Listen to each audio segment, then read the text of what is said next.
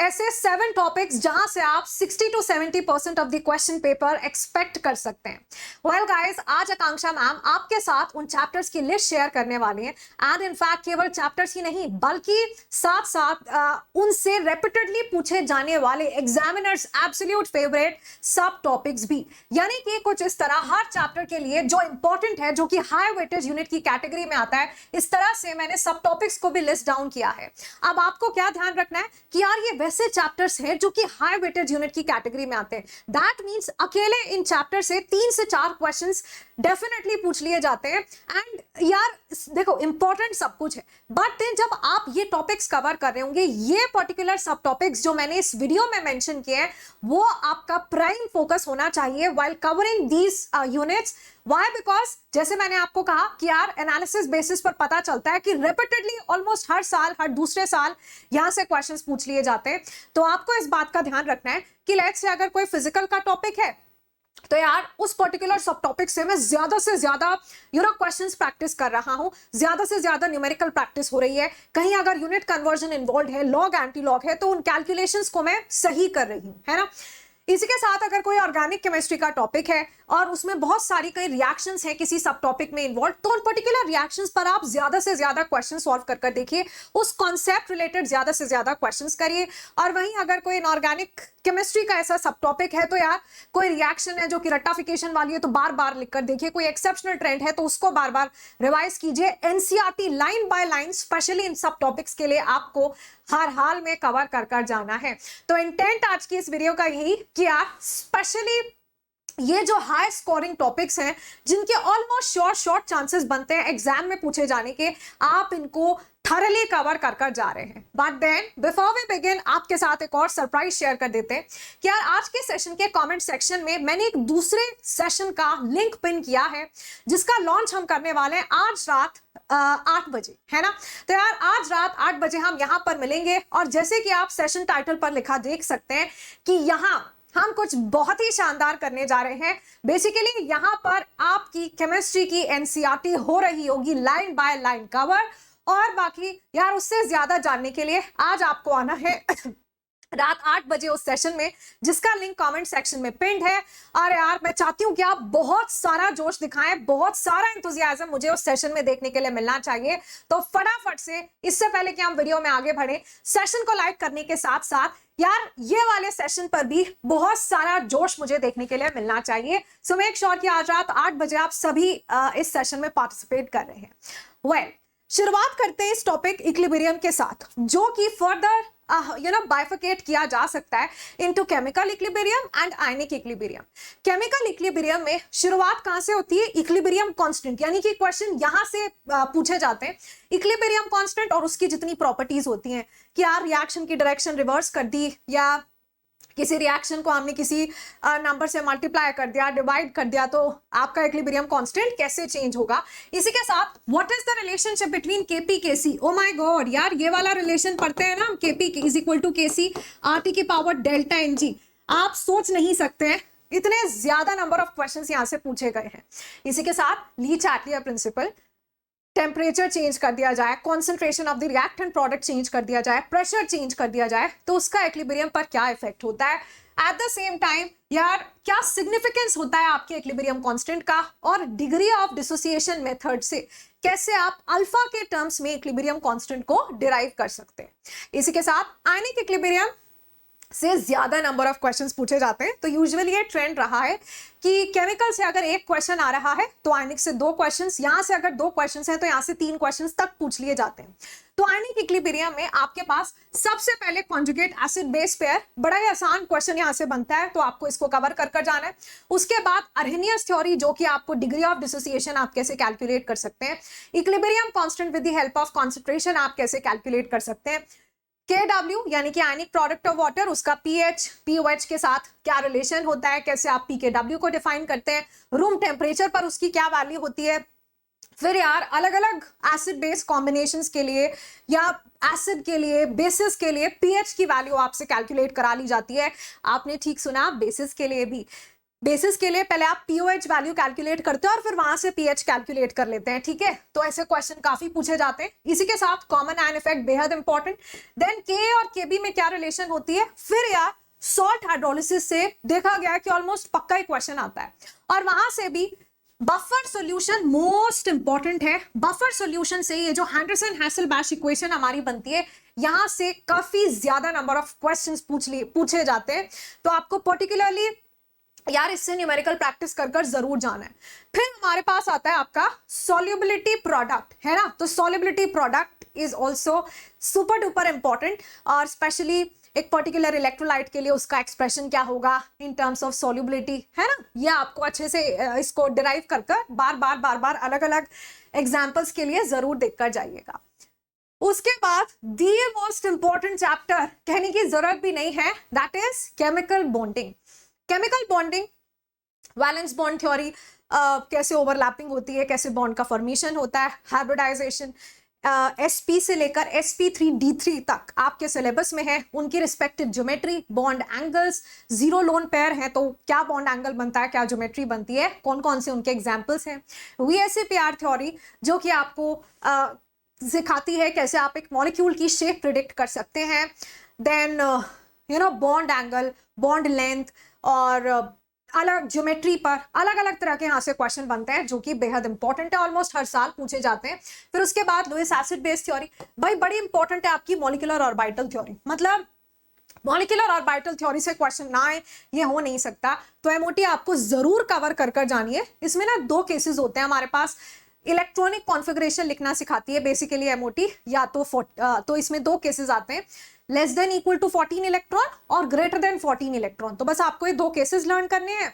देखना है कि बॉन्ड ऑर्डर की कैलकुलेशन कैसे की जाती है, और फिर बॉन्ड ऑर्डर कैसे रिलेटेड है bond strength, bond length, bond angle से, ठीक है। यहां से क्वेश्चन पूछते हैं। और फिर उनका मैग्नेटिक बिहेवियर, कि आपका जो सब्सटेंस है, जो भी मॉलिक्यूल या आयन आपको दिया गया है, वो मैग्नेटिक, उसका बिहेवियर कैसा होगा, पैरामैग्नेटिक होगा, डायामैग्नेटिक होगा। अच्छा, बिफोर वी प्रोसीड मैं आपको बता देती हूँ कि आप इस पीडीएफ को मेरे टेलीग्राम t.me/आकांक्षा खंडवाल से आप डाउनलोड कर सकते हो, ठीक है। तो बच्चों यहाँ से आप डाउनलोड कर सकते हो इस पीडीएफ को, एंड आपको यहाँ टेलीग्राम पर ये सारे सब टॉपिक्स एज इट इज मेरे वो पीडीएफ में मिल जाएंगे। इसी के साथ फजान्स रूल, जो कि आपको कोवेलेंट कैरेक्टर या कितना पोलराइजेशन किस किस फैक्टर पर डिपेंड करती है, at the same time hydrogen bonding के ऊपर question, dipole moment, lattice energy का ट्रेंड क्या देखने के लिए मिलता है, कैसे वो साइज और चार्ज के साथ वेरी करती है। Then atomic structure, important topic है यार। स्पेशली देखा गया कि क्वांटम नंबर और उनकी एप्लीकेशन पर बेस्ड क्वेश्चन जरूर पूछे जाते हैं, तो ये कवर करना है। फिर इसी के साथ Planck's theory, E is equal to h nu, mu की रिलेशन आपको मालूम होनी चाहिए किसके साथ, वेवलेंथ के साथ। देन यार इसी के साथ Bohr's atomic model, super important. Bohr's atomic model में स्पेशली जितने पोस्टुलेट्स हैं, पोस्टुलेट के ऊपर ऐसे ही अलग से स्टेटमेंट क्वेश्चन बनाकर पूछ लिया जा सकता है, असर्शन रीजन पूछा जा सकता है। एंड इसी के साथ जितने एक्सप्रेशन है ना, जैसे कि रेडियस का, एनर्जी का, वो सब कुछ यहाँ से पूछ लिया जाता है। इसी के साथ आपकी हाइड्रोजन स्पेक्ट्रम, हाइड्रोजन स्पेक्ट्रम में हमारे पास जितनी सीरीज आती है, लैमन, बामर, पास्चर, ब्रैकेट, पीफाइंड, यहाँ तक हाइजेनबर्ग्स अनसर्टेनिटी प्रिंसिपल, और फिर हमारा de Broglie wavelength, super duper important यार। इसी के साथ इलेक्ट्रोकेमिस्ट्री, बेटा इलेक्ट्रोकेमिस्ट्री में आपके पास गैल्वेनिक सेल से ही क्वेश्चन शुरू हो जाते हैं। वेल, सॉल्ट ब्रिज, उसका फंक्शन, यानी कि जब आप बिल्कुल शुरुआत में चैप्टर के सीखते हैं कि यार सॉल्ट ब्रिज कैसे गैल्वेनिक सेल की कंस्ट्रक्शन कैसे की जाती है, तो वहां पर salt bridge, reduction potential, standard reduction potential, standard oxidation potential, तो SRP, SOP, galvanic cell, standard hydrogen electrode, उसी के साथ साथ electrochemical cell. Then we have the products of electrolysis. बेटा इलेक्ट्रोकेमिकल सीरीज के बेसिस पर ऑक्सीडाइजिंग एजेंट कौन है, रिड्यूसिंग एजेंट कौन है। फिर हमारे पास आती है नर्स्ट इक्वेशन, उसकी एप्लीकेशन क्या बनती है, इक्विलिब्रियम कांस्टेंट कैसे आप नर्स्ट इक्वेशन के हेल्प से कैसे कैलकुलेट कर सकते हो। और फिर यार फैराडेज फर्स्ट या सेकंड लॉ से एक ना एक न्यूमेरिकल पक्का ही पूछ लिया जाता है। At the same time corrosion, dry cell, fuel cell और लेड स्टोरेज सेल, ये इनके लिए एनोड और कैथोड की रिस्पेक्टिव रिएक्शन। और एक चीज जो यहाँ पर मेंशन नहीं है वो है मोलर कंडक्टेंस, इक्विवेलेंट कंडक्टेंस, इनके रिस्पेक्टिव फॉर्मूलाज और इनकी आपस में रिलेशन। उस बेसिस पर भी क्वेश्चन पूछ लिए जाते हैं। बेटा रेजिस्टेंस का क्या फॉर्मूला होता है, इसी के साथ साथ कंडक्टिविटी का क्या फॉर्मूला होता है, फिर स्पेसिफिक कंडक्टिविटी का क्या फॉर्मूला होता है। तो ये आपको ध्यान रखना है, स्पेशली जितने डिफरेंट टाइप्स ऑफ कंडक्टेंसेस हैं उनकी आपस में क्या रिलेशन है। और यूनिट्स, यहाँ यूनिट बड़ी इंपॉर्टेंट होती है कंडक्टेंस वाले पार्ट में, तो यूनिट्स बहुत इंपॉर्टेंट है, इसको मिस मत करना, है ना। इलेक्ट्रोकेमिस्ट्री भाई बहुत बड़ा टॉपिक है, तो इसमें ना सेट है, एक क्वेश्चन कंडक्टेंस से आएगा, एक क्वेश्चन नस्ट इक्वेशन या उसकी एप्लीकेशन बेस्ड आ जाएगा, वहां से 2 भी आ सकते हैं, और थर्ड क्वेश्चन तुम्हारा प्रोडक्ट ऑफ इलेक्ट्रोलाइसिस से यूजुअली पूछा जाता है और फैराडेज लॉ से पूछा जा सकता है, ठीक है। नेक्स्ट, फिर इसके बाद GOC है ना, absolute language of organic chemistry, यानी कि ये हमारा मोस्ट इंपॉर्टेंट टॉपिक है ऑर्गेनिक केमिस्ट्री का। तो यार यहाँ पर सबसे पहले तो जितने रिएक्शन इंटरमीडिएट्स हैं, carbocation, carbon ion, free radicals, इसी के साथ इंडक्टिव इफेक्ट, उसके दोनों टाइप्स, प्लस आई माइनस आई, हाइपर कॉन्जुगेशन, अलग अलग इंटरमीडिएट्स की स्टेबिलिटी कौन कौन से फैक्टर्स पर डिपेंड करती है, कैसे आप बता सकते हैं what will be the correct order for the stability of carbocations, carbon ions, free radicals. इसी के साथ एसिडिक एंड बेसिक स्ट्रेंथ कौन से फैक्टर्स पर एग्जैक्टली डिपेंड करती है ना। यार देखो इसी ऑर्डर में जो है आपको आइडियली इनको कवर भी करना चाहिए। एसिडिक और बेसिक स्ट्रेंथ कौन से फैक्टर्स पर डिपेंड करती है, इन्हीं पर करती है, hyper conjugation, inductive effect, resonance, है ना। तो कैसे आपने उसको यहाँ पर अप्लाई कर कर देखना है। फिर इसके बाद अलग अलग टाइप्स ऑफ रिएक्शन कौन सी होती हैं, एडिशन, एलिमिनेशन, फिर SN1, SN2, न्यूक्लियोफिलिक सब्स्टिट्यूशन, है ना। तो ये सारी रिएक्शंस, इनका मैकेनिज्म क्या फॉलो करती हैं, किसके लिए ये प्रेफर की जाती हैं, कौन सा सॉल्वेंट कब प्रेफर किया जाता है, पोलर और नॉन पोलर सॉल्वेंट में क्या डिफरेंस होता है। इसी के साथ SN1, SN2 रिएक्शंस कैसे आपकी कॉन्फ़िगरेशन को अफेक्ट करती हैं, कौन सी कॉन्फ़िगरेशन कहाँ प्रेफर की जाती है, और इलेक्ट्रोफाइल, न्यूक्लियोफाइल, उनके गुड नंबर ऑफ एग्जाम्पल्स आपको देखकर जाने हैं। इसी के साथ आगे बढ़ जाते हैं, और D block and coordination compounds. यार हालांकि ये हमारी लास्ट सेकंड स्लाइड है क्योंकि इसके बाद पी ब्लॉक है, बट देन ये बेहद इंपॉर्टेंट। यार लास्ट ईयर जो है बहुत ज्यादा सिलेबस को रेशनलाइज किया गया था, जिसके चलते काफी सारे चैप्टर्स तो आपके सिलेबस से हटा दिए गए, है ना, specially S block, hydrogen, metallurgy. But then D block coordination compounds की वैल्यू बढ़ गई क्योंकि अब यहाँ से ज्यादा नंबर ऑफ क्वेश्चंस पूछे जाने लगे।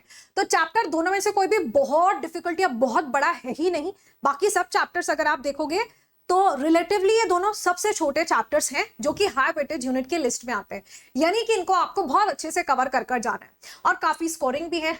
शेप्स मैंने बेसिकली लिखा है, जितनी भी हमारी डी ऑर्बिटल्स होती है ना, ऑर्बिटल्स की शेप, कौन एक्सियल होता है, कौन नॉन एक्सियल होता है, उनकी प्रॉपर शेप्स आपको आनी चाहिए, ठीक है। फिर इसी के साथ इलेक्ट्रॉनिक कॉन्फ़िगरेशन से क्वेश्चन आता है, स्पेशली 3D सीरीज से। क्रोमियम और कॉपर की एक्सेप्शनल कॉन्फ़िगरेशन होती है, तो ये मालूम होना चाहिए। फिर उसके बाद एटॉमिक आयनिक रेडियाई का ट्रेंड ग्रुप में भी क्या होगा और पीरियड में भी क्या होगा। 3D 4D 5D का, 3D का तो पूरा ग्रुप वाला ट्रेंड आना चाहिए आपको, 3D 4D 5D में कंपैरिजन करें तो पीरियड का ट्रेंड क्या होता है ना। और ध्यान रखना एटॉमिक और आयनिक रेडियाई का अलग अलग ट्रेंड आता है, तो गड़बड़ नहीं करनी है। आयनाइजेशन एंथैल्पी का group trend as well as period वाला ट्रेंड।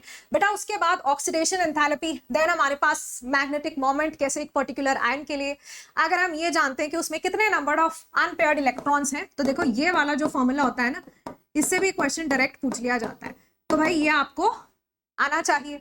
इसी के साथ हमारे पास कलर, बहुत सारे आपके जो डी ब्लॉक के कंपाउंड्स बनते हैं वो कलर्ड होते हैं, तो उनके कलर्ड होने के पीछे की वजह क्या होती है वो सारे के सारे आपने कवर कर कर जाने।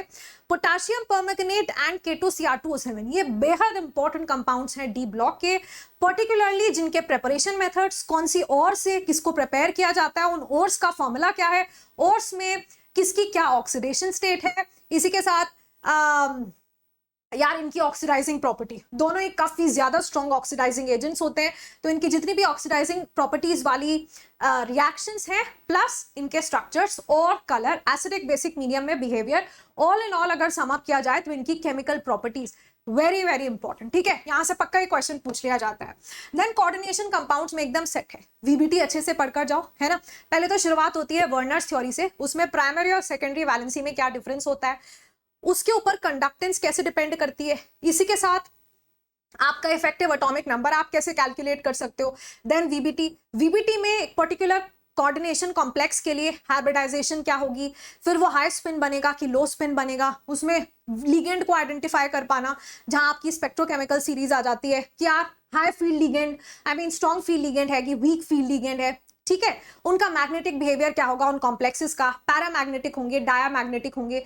ज्योमेट्रिकल आइसोमेरिज्म से इसके ऊपर काफी क्वेश्चंस पूछ लिए जाते हैं कि एक पर्टिकुलर कोऑर्डिनेशन कंपाउंड कितने नंबर ऑफ ज्योमेट्रिकल आइसोमर्स दिखा देगा, ठीक है। इसी के साथ मैग्नेटिक प्रॉपर्टीज और CFSE which is crystal field splitting energy, उसकी कैलकुलेशन, डेल्टा ओ जो कि क्रिस्टल फील्ड स्प्लिटिंग होती है ऑक्टाहेड्रल कॉम्प्लेक्सेस में, उसकी रिलेशन डेल्टा टी के साथ क्या होती है, ठीक है। तो ये बेहद important. And last but not the least, आपका फेवरेट नहीं, बहुत रट्टाफिकेशन होता है यहाँ, विच इज पी ब्लॉक। यार पी ब्लॉक क्लास 11 और क्लास 12 दोनों जगह है, तो नेचुरली टॉपिक बड़ा है और इतने सारे ग्रुप्स हैं और हर ग्रुप से अगर देखा जाए तो कुछ ना कुछ इंपॉर्टेंट बनता है। तो स्पेशली आपको क्या क्या कवर कर जाना है और स्पेशली कहां से ज्यादा नंबर ऑफ क्वेश्चंस प्रैक्टिस कर जानी है। देखो ग्रुप 13 बोरॉन फैमिली, जितने भी बोरॉन के कंपाउंड्स हैं, बोरैक्स, डाइबोरेन, बोरिक एसिड, ठीक है, वो सारा कवर कर जाना है, उनका स्ट्रक्चर, प्रॉपर्टीज और जितने भी अपने ट्रेंड्स बनते हैं बोरॉन फैमिली के, जितनी फिजिकल प्रॉपर्टी है सबके ट्रेंड, पर्टिकुलरली एटॉमिक रेडियस और आयनाइजेशन एंथैल्पी। मैं आपको लिख भी देती हूँ, इसमें ट्रेंड पढ़ना रेडियस का और आयनाइजेशन एंथैल्पी का, क्वेश्चन आएगा तो वहीं से आएगा क्योंकि दोनों में एक्सेप्शन देखने के लिए मिलता है। ग्रुप 14 एलोट्रॉप्स ऑफ कार्बन जैसे कि डायमंड, ग्रेफाइट, फिलरीन, इनके बीच में क्या कंपैरिजन है, डिफरेंस क्या होता है, particularly in the structure and properties of graphite and diamond. फिर इसके बाद सिलिकॉन सिलिकेट्स पर भी क्वेश्चन पूछ लिया जाता है। बेटा नाइट्रोजन फैमिली में प्योर नाइट्रोजन के लिए कौन सा प्रोसेस, अगर आपको प्योर नाइट्रोजन प्रिपेयर करना है तो कौन सा प्रोसेस हम यूज करते हैं, बेसिकली सोडियम या बेरियम अजाइड की हीटिंग करते हैं, तो वो पूछा गया है क्वेश्चन पेपर में 2 बारी। देन हेबर्स प्रोसेस है ना, उसकी ऑप्टिमम यील्ड के लिए क्या कंडीशंस होती है, प्रेशर की, टेम्परेचर की, कौन सा प्रमोटर, कौन सी कैटलिस्ट को यूज किया जाता है, कितनी हमारे पास ऑक्साइड्स होती हैं नाइट्रोजन की, उनको हम कैसे प्रिपेयर कर सकते हैं, उनकी कोवेलेंस क्या होती है। फिर इसी के साथ अलग अलग एलोट्रॉप्स ऑफ फॉस्फोरस जैसे कि white phosphorus, red phosphorus and उनकी क्या एप्लीकेशन बनती है, करेक्ट है। और साथ साथ भाई ऑक्सो एसिड्स बेहद इंपॉर्टेंट, ऑक्सो एसिड्स तो आपकी ग्रुप 17 की भी बेहद इंपॉर्टेंट है, ग्रुप 16 की भी इंपॉर्टेंट है, तो आपको ये तीनों ग्रुप्स के लिए ऑक्सो एसिड्स को कवर कर जाना है। ग्रुप 16 में हाइड्राइड्स, देन जैसे मैंने आपको कहा ऑक्साइड्स और ऑक्सो एसिड्स ऑफ सल्फर, और ऑसवर्ड्स प्रोसेस जो कि एक प्रोसेस होता है for the preparation of sulphuric acid, वो काफी इंपॉर्टेंट है।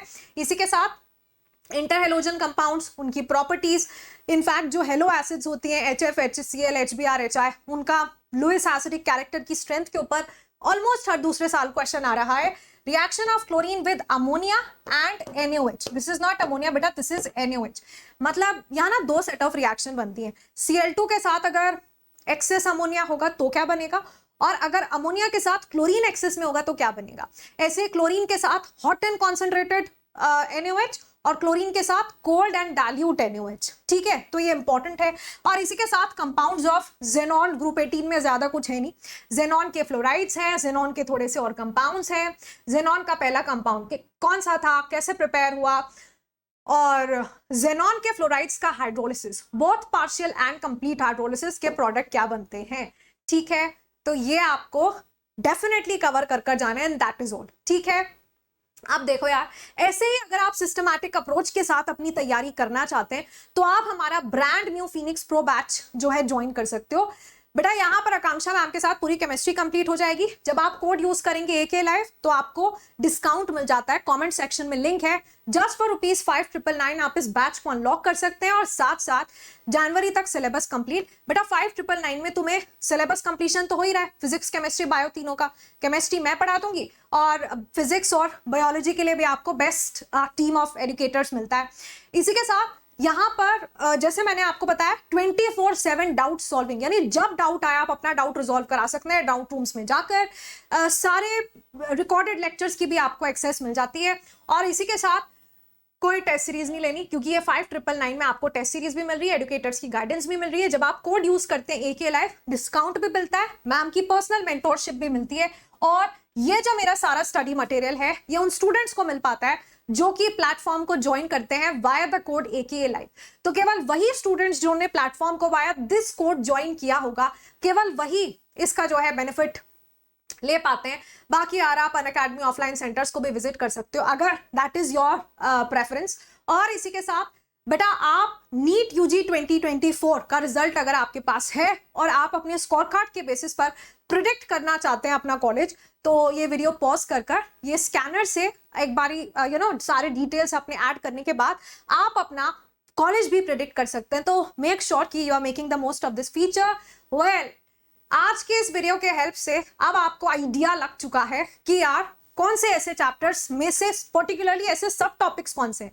चैप्टर तो हर कोई बता देगा, चैप्टर तो सबको ही मालूम है, लेकिन उनमें से भी पूछा क्या जाता है, क्या किसी भी हाल में मिस नहीं करना है। क्योंकि एक बार जब टीचर बता देता है ना कि यार ये बड़ा इंपॉर्टेंट है, तो ऐसे जब हम उस टॉपिक को कवर कर रहे होते हैं ना, अलग ही दिमाग में घंटी बजती है कि यार ये तो आकांक्षा मैम ने कहा था बड़ा इंपॉर्टेंट है, हर साल पूछा जा रहा है, तो ये तो मेरे को करना ही है।